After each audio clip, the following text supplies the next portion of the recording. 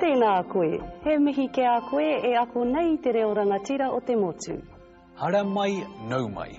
Ka haere tāua kia tūtaki ki ngā rangatira o tēnei reo. Kia ora and welcome to part 9 of Te Kākano. In our wharekura today, we'll look at a small point of grammar that will help make it easier for you to get your message across. At the Whānga's place, Rāwiri is heading for the big time with his music, but finds himself brushing up on his parenting skills instead. Let's look at today's key words.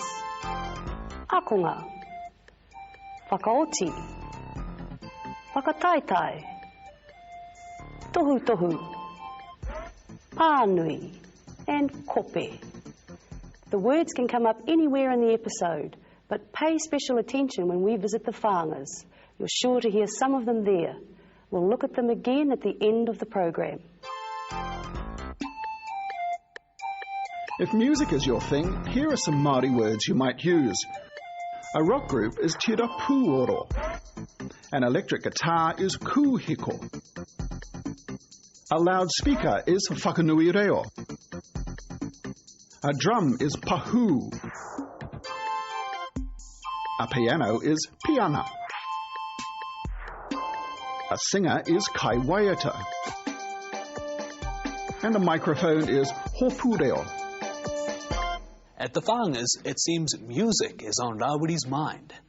He's going to compete in a contest and he's sure he's going to win hands down. But a small and noisy distraction gives him a lot to think about before he gets to the stage. Nō reira, nau mai ki te whare Whānga.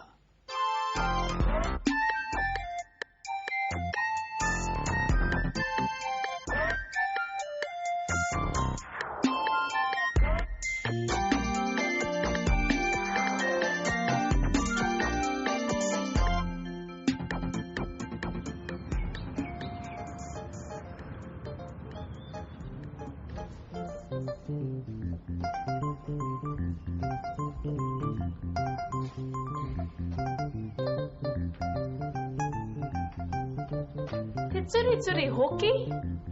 Ka hore koe I te rongo mai? Ai, kei te rongo tonu. Pānui tia tēnei. He whakataitai mō ngā akonga pūoru. Ki taku titiro he pai tonu. A he atu ai? Hei te rā nei, hei te ahia I tonu nei.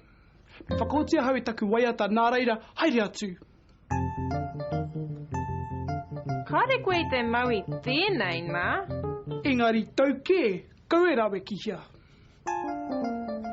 Te hiahia noiho ōku ko te āwhina.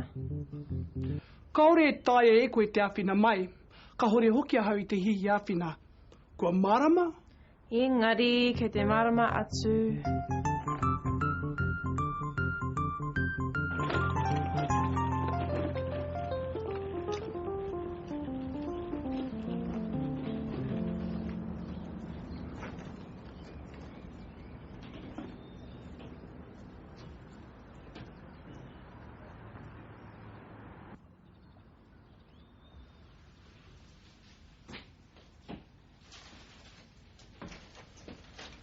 He Pepi. Nā tēnei Pepi. Ka hore aku Pepi, ko taku taina kē tēnei. Ko roimata tana ingoa. Ia kē te turi rā. Kai tua ko mutu. Ko Rāwiri tēnā, kei te tito waiata ia. He whakataitai tānei te rānei. I tēnei rā tonu. Kei te tiaki kē ia, e roimata I te rānei. I whakaritea e māua I te rātu marama. I wareware I a koe I te tiaki koe taku taina I te rānei. Kaore rawa I wareware, I te whakaaro noaihua hau āhia ia tai mai ai. Koe te haere mai ia. Kua tai kē mai. Āhua tamariki nei ia nera. Tiaki na tēnei, kei ngaro. Kei runga katoa ngā tohu I te pepa nei. Taiho e hana, kaore e tai ai te tiaki te pepi. Ka taunga haere koe, he pepi pai aia. Kei te aha koe. Kaore koe I te ki te kaore e tai ai te tiaki te pepi nei. Kei te haere kē ahau ki taku prakatehi neti paoro. Marama, te hia koe muara ki te āwhina mai. Nā kataia tēnā hiahia te whakatūtuki. Kei riri mai koe Rāwiri, kaore e taia. Me haere ahau e nāinai tonu. Me he mea ka tangi, wai te tia tō waiata ki aia.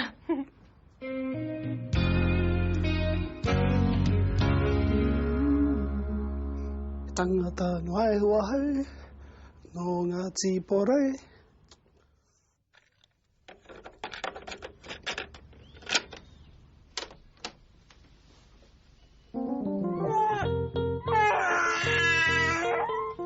Kaore koe I te pai ki taku mahi puoruru I mata. Turi turi koa, whakarongo mai.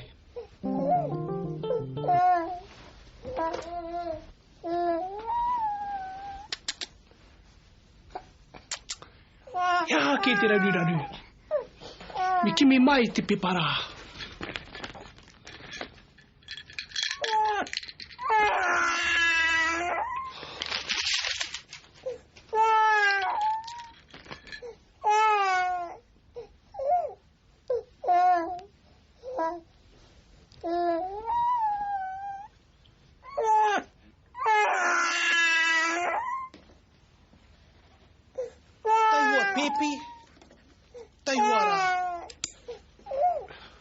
Kia wai atu aha ki taku māma.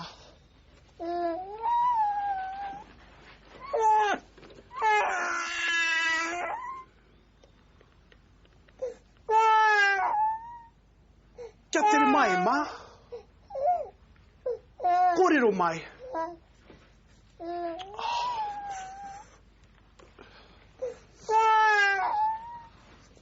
Ka hore koe I te kite taku mahi. Anei, ka pihia tēnei.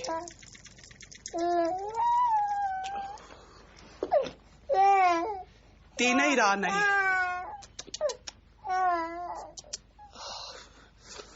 Te kimi awhina hau, kei te heki atu.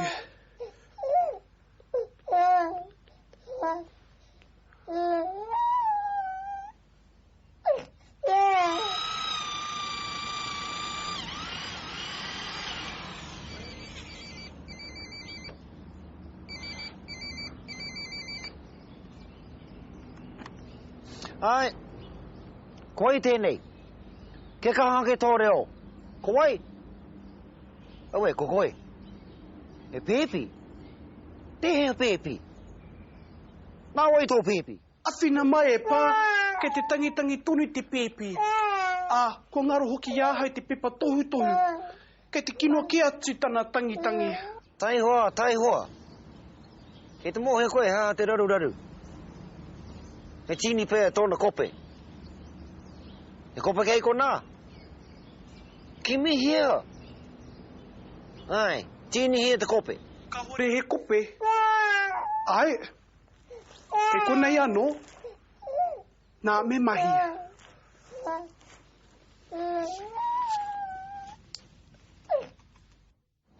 Tino tae nei e koe, te tini te kope o te pēpi. Ai, kūti au. Kei te tangi tonu. I mea ke ahau, ai, kūti au. Engari, kei te tangi tonu ia. Whakarongo mai. Ai. Ko te kai kē tāna i ana e tama. Mahi atu he inu. Kei ko nā tāna paunamu. Ko kitea te paunamu? Mea ata tohu tohu mai koe iahau. Kia ata haere.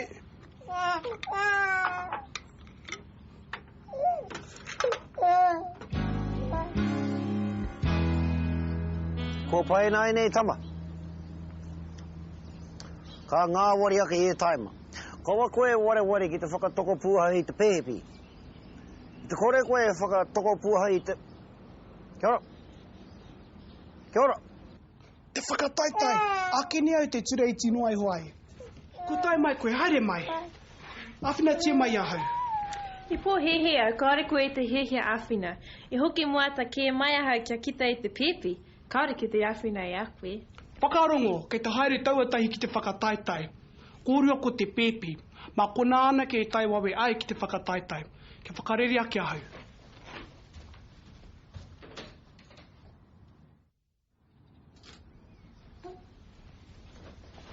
He runga ngā tapitapu katoa I te motoka. He oe anō tāu ko te eke mai me tō mihini. Tai hoa, taku koti. Māku e tiki.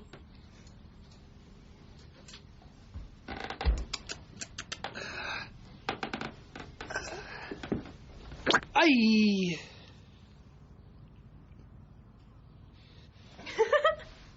Hoa ke tātai.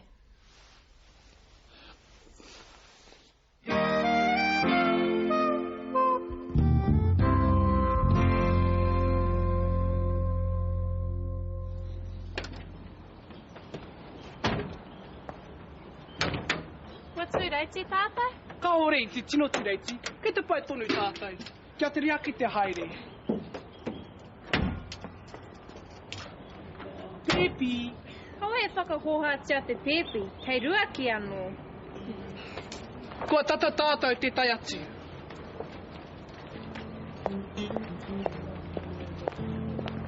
Hei te hake nā tamariki me te pepi.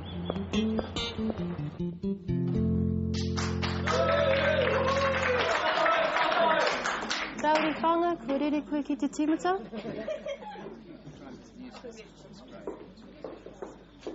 He aha tā kōrua mahi. Tā wai te pepi. Hoi hoi e koe. Ko timata a Rāwiri ki te whakataitai. Nā wai hoki te pepi nei.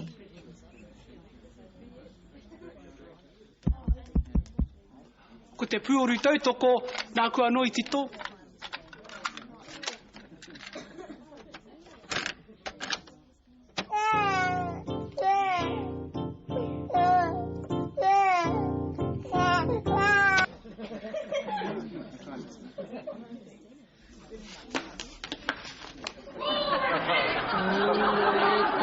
Tangi e moko e kaua e hotu hotu tō mana wai.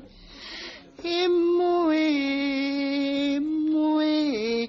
ka hoki mai tō whai a te wā poto e.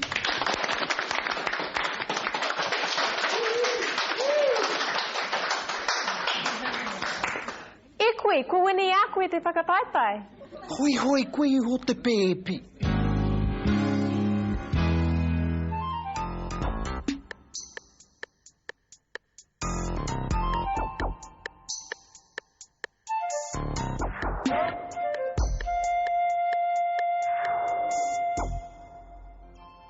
Kia ora, nau mai ki te wāhanga tuaiwa o te whare kura. This week in Te Whare Kura, we'll take a closer look at verb endings and how they change the meaning of a sentence. The book Te Kākano lists 14 of these. Today, we'll cover a few examples to give you a start. Tuhi, to write, becomes tuhia, is, was, or will be written. Kai, to eat, becomes kainga, is, was, or will be eaten. Inu, to drink, becomes inumia, is, was, or will drink. And hopu, to catch, becomes hopukia, is, was, or will be caught. You'll notice that different verbs have different verb endings. You'll have to spend a lot of your own time learning the correct endings for certain verbs. The glossary in the book Te Kākano shows the correct verb ending in brackets for all the verbs listed. This is a good starting point. As you learn new verbs, it's a good idea to also learn its associated verb ending.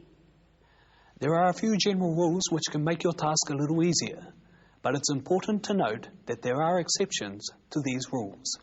The verb ending tia is most often used with verbs borrowed from the English language. Pure, to play, becomes pure tia, and taraiwa, to drive, becomes taraiwa tia. As you continue to learn the reo, you'll notice that some dialects will use hia or ngia in place of tia. The verb ending mia is most commonly used with verbs ending with the letters u or o. Inu, to drink, will become inumia, and tanu, to bury or plant, will become tanumia. The verb ending ngā is used most often with verbs ending with the letters ai. Kai, to eat, will become kainga. Hāpai, to lift up, will become hāpainga. The verb ending ina is commonly used with verbs ending with the letter A. Aroha, to have concern for, will become arohaina, and puta, to appear, will become putaina. There are times when the verb changes its form, when the verb ending is attached. Let's take a look at some of these. Tatari, to wait, becomes tāria. Pupuhi, to shoot, becomes pūhia. Titiro, to look, becomes tirohia. And pupuri, to hold, becomes purihia. Whai, to chase, becomes whāia. Tiki, to fetch, becomes tikina. And riri, to growl, becomes riria. The text Te Kākano explains some of these changes in more detail. The most important thing to remember are the many variations to the use of these verb endings. We encourage you to identify the correct endings as you continue to learn new vocabulary. Next week in Te Wharekura, we'll talk about what happens to the sentence when we replace the verb with its verb ending or passive form. Kia kaha tonu te ako I ngā kupu me ngā tikanga hau o te reo. Māori were great fishermen, and there are many words for fish. Snapper is tāmure. Trevally is arara. A seahorse is manaia. Starfish are pā tangatanga. Flounder are pātiki. Crayfish are koura. The sea egg is kina. The shrimp is tarawera. And the stingray is pākaurua. Mount Taranaki is one of the great landmarks of our country. It gives its name to both the region and the iwi who live around its base. Today, we look at the special place Taranaki has for the hapu who live under the shadow of the great maunga.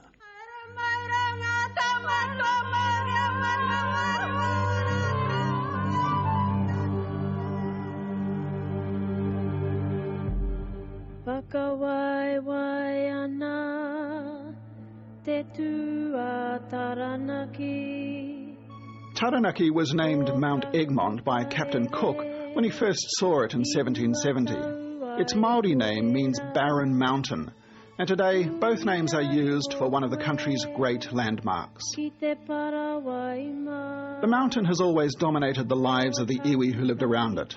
Milton Hohaya explains. As well as being the most dominant landmark in Taranaki, it also bears the name of our tūpuna Rua Taranaki.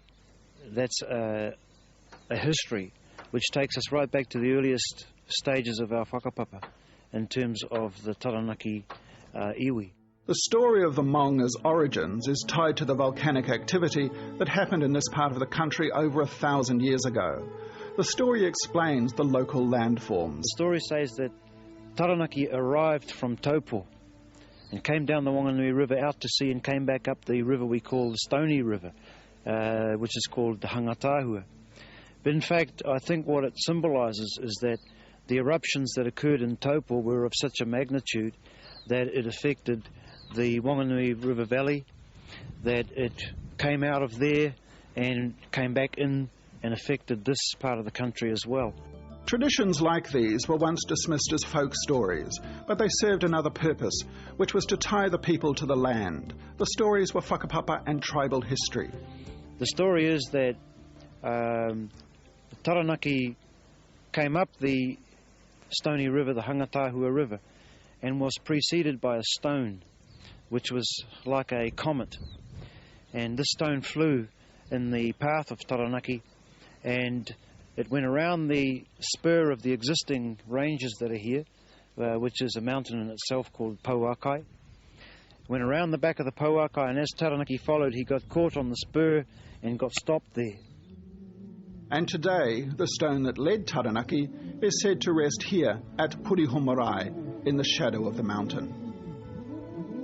It's a strange stone, covered with unusual carvings and marks.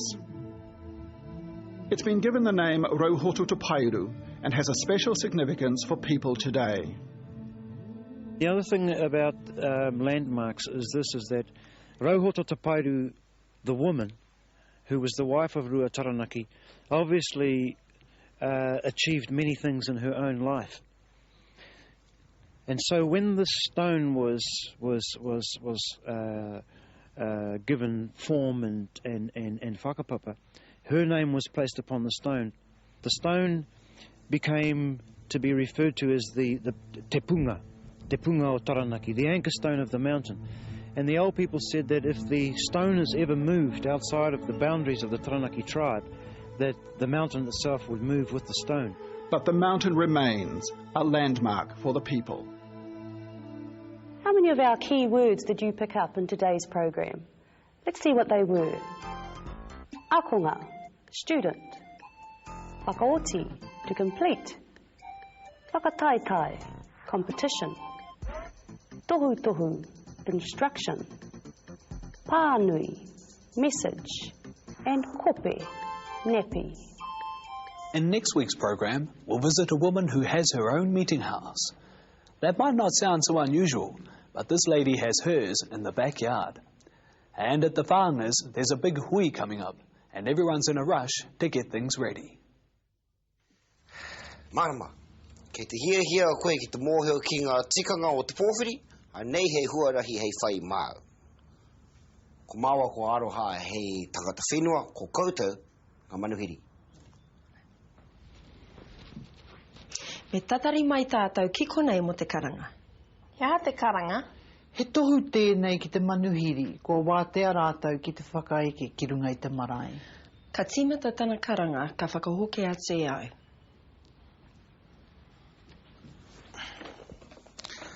Kua wātea nai nei mō ngā whai kōrero. Ko te tangata whenua ka tīmata ki te kōrero i te tuatai. Ana, ka kinaki atu ai ki te waita. Nā te mea ko hau te tāne kei konei, mā koe tīmata ngā kōrero. Mā tāua e tautoko ana kōrero ki tētahi waiata. Mutua nā kōrero a te manuhiri. Kua reri te tangata whenua ki te hariru ki nā manuhiri. We look forward to your company next week. Hei konei rā. Hei kona.